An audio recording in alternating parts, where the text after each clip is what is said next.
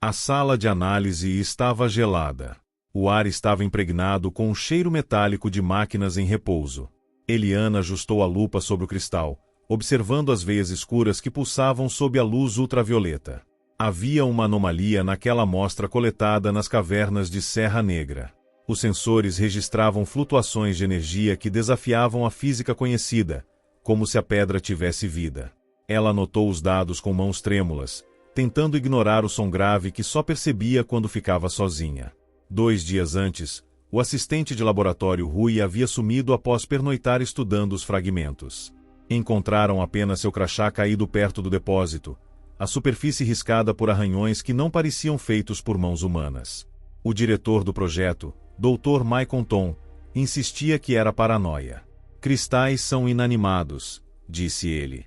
Sua obsessão está distorcendo a realidade. Ele afirmara naquela manhã, a voz grave ecoando pelo corredor vazio. Mas ela sabia o que viu. Gravações de câmeras mostravam sombras alongadas se movendo sem fonte aparente, e os relatórios de energia apontavam picos durante a madrugada, quando todos deveriam estar dormindo.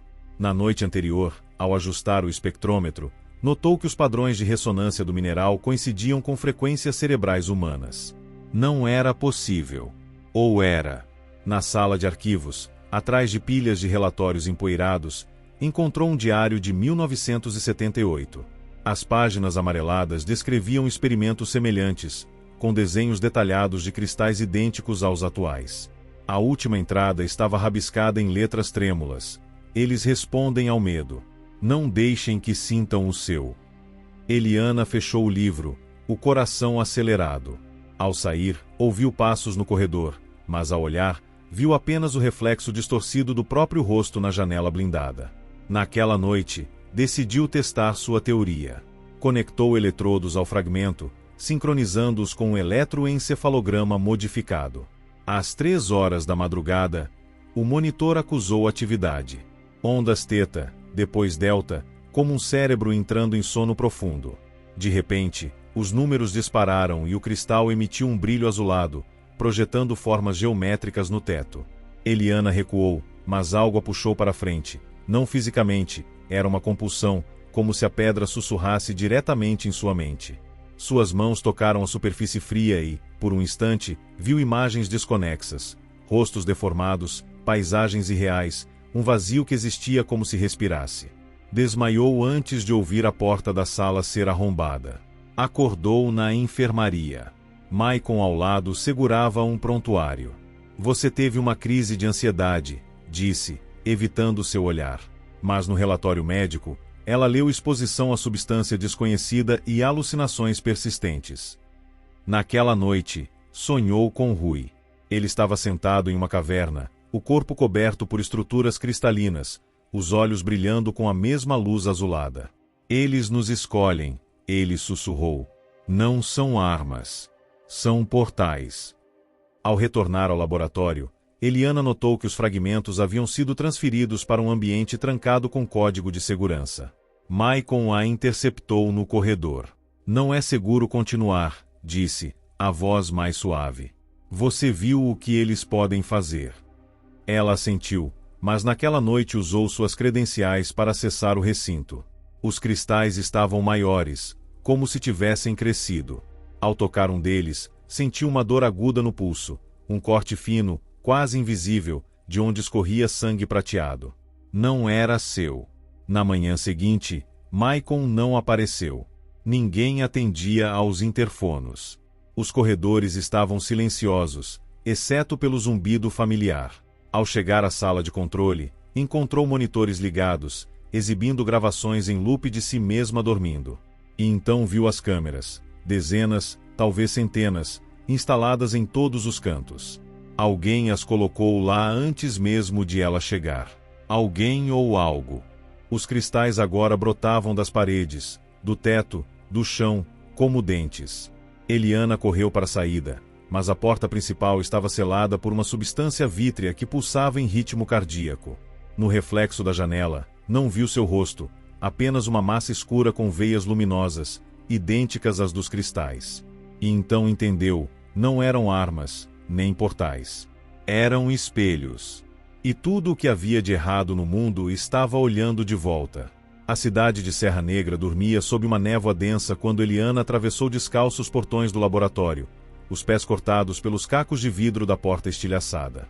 As silhuetas das montanhas ao longe pareciam dentes apodrecidos, e o ar cheirava a ozônio e terra molhada. Na mão direita, ela segurava um fragmento de cristal, agora envolto em uma gaze improvisada. O sangue prateado ainda escorria, queimando sua pele como ácido. Cada passo ecoava em sua cabeça, não como som, mas como uma dor latejante atrás dos olhos, como se o mundo inteiro fosse uma câmara de ressonância. No centro da cidade, uma igreja abandonada se erguia entre casas decadentes. Sua torre inclinada estava marcada por trilhas brilhantes que desciam pelas paredes, como raízes. Eliana entrou. A luz do celular tremia sobre bancos cobertos de musgo preto. No altar, uma estátua de pedra representava uma figura andrógina com tentáculos no lugar dos braços, cada um terminando em cristais idênticos aos do laboratório. A inscrição na base estava desgastada, mas ela conseguiu ler: aqueles que refletem o abismo tornam-se o abismo. Um calafrio percorreu sua espinha ao notar que os olhos da estátua eram feitos do mesmo material que sangrava de sua mão. Ela encontrou o diário de um padre nos escombros do confessionário. As páginas falavam sobre os escolhidos, moradores que desapareciam após tocar os cristais nas cavernas. Eles voltam diferentes, escreveu ele em 1923. Seus ossos ficam translúcidos, suas vozes ecoam em línguas mortas e suas memórias são substituídas por visões de um lugar irreconhecível. Uma fotografia desbotada mostrava uma mulher com veias luminosas no pescoço, os olhos brancos como mármore. Ao virar a página, um mapa detalhava túneis subterrâneos ligando a igreja às cavernas, com anotações em latim sobre portais de comunhão. Ao sair, Eliana ouviu sussurros vindos de uma ruela próxima. Seguiu o som até uma casa de madeira apodrecida, onde uma velha sentada na varanda mexia em um tir quebrado. Você tem o cheiro deles, disse a mulher, sem olhar para cima. Seu rosto estava coberto por uma rede de cicatrizes que formavam padrões geométricos. Os cristais não são deste mundo. São feridas. A terra sangra através deles. Ela ofereceu uma xícara de chá fumegante, mas Eliana recuou ao ver partículas brilhantes na bebida. Beba se quiser entender. O conhecimento custa carne. Naquela noite, os sonhos vieram mais vívidos. Eliana viu Rui novamente, agora transformado em uma estrutura de galhos cristalizados, os órgãos visíveis como hologramas sob a pele. Ele falava em uma língua gutural, mas ela compreendia. Os cristais são parte de um organismo maior, uma rede neural enterrada sob a crosta terrestre. Eles nos usam para pensar, disse, estendendo uma mão que se dissolveu em partículas azuis. Somos neurônios. E você é o estímulo. Ao acordar, Eliana estava de volta à sala de controle do laboratório, cercada por telas exibindo câmeras de segurança de toda a cidade. Em cada uma delas, pessoas normais realizavam tarefas cotidianas, mas com detalhes perturbadores. Um homem regava plantas que cresciam em espirais impossíveis, uma criança desenhava símbolos idênticos aos da estátua da igreja, um carteiro entregava envelopes que sangravam tinta preta. No canto inferior de uma tela, ela viu Maicon entrando em uma mina abandonada, carregando uma caixa de metal idêntica às que guardavam os cristais. Ela decidiu segui-lo. A trilha pela mata era marcada por árvores com cascas de cristal, seus galhos retorcidos em direção ao céu, como dedos acusatórios. Na entrada da mina, encontrou um altar improvisado com ossos humanos e pedras brilhantes. O ar vibrava com um som grave, e as paredes do túnel pulsavam como veias. No fundo, Maicon estava de joelhos, segurando um cristal do tamanho de um homem. Sua pele era translúcida, revelando órgãos que brilhavam em tons de azul e violeta. Você demorou, ele disse, sua voz ecoando como se viesse de um lugar profundo. Eles precisam de você. A comunhão está próxima. Antes que Eliana pudesse responder, o cristal atrás dele se partiu, liberando uma luz ofuscante. Quando sua visão clareou, Maicon havia desaparecido e no lugar dele havia uma estrutura em forma de árvore, com galhos que tocavam o teto da caverna. Em cada ramificação, rostos humanos se formavam e se dissolviam, gritando em silêncio. Ela correu, mas o túnel parecia infinito, as paredes se fechando e expandindo irregularmente. No limite do cansaço, ela encontrou uma porta de metal enferrujado com uma placa: Projeto Espelho Negro, acesso restrito. Atrás dela, os sussurros começaram novamente, dessa vez em sua própria voz. A porta rangeu ao abrir, revelando uma sala circular iluminada por uma luz púrpura que parecia vir do nada. Nas paredes, centenas de monitores mostravam Eliana em diferentes ângulos, dormindo, comendo, até mesmo em momentos íntimos que ela não se lembrava de ter vivido. No centro, uma cápsula de vidro continha um corpo flutuando em um líquido esverdeado. Era ela mesma, mas com veias cristalinas percorrendo a pele, os olhos abertos e fixos em algo além da realidade. Ao lado, um terminal exibia dados em código binário que se rearranjavam em padrões reconhecíveis: rostos, datas, cenas de sua infância. Eliana avançou, cada passo ecoando em um silêncio que parecia viver por si só. A câmera de segurança mais próxima mostrava seu rosto, mas não era o dela. Os olhos estavam vazios, a boca movia-se sem som. Ela se aproximou da cápsula e viu, com um horror crescente, que o reflexo no vidro não era apenas o seu corpo, mas uma versão distorcida, como se tivesse sido moldada pelo próprio cristal. O líquido verde brilhava com partículas que pulsavam em sincronia com sua respiração.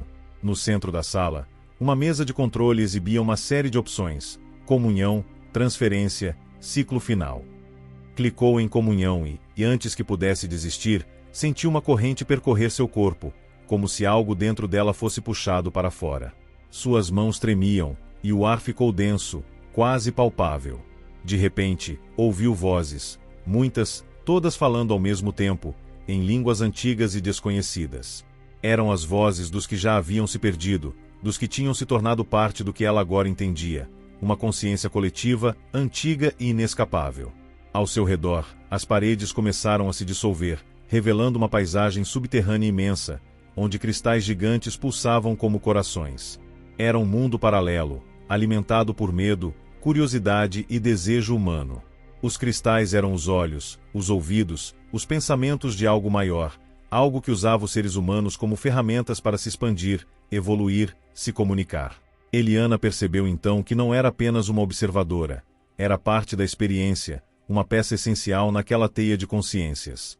Com o último esforço, ela destrancou a cápsula e, com a ajuda de um dispositivo de emergência, liberou o líquido e a forma que ali estava presa.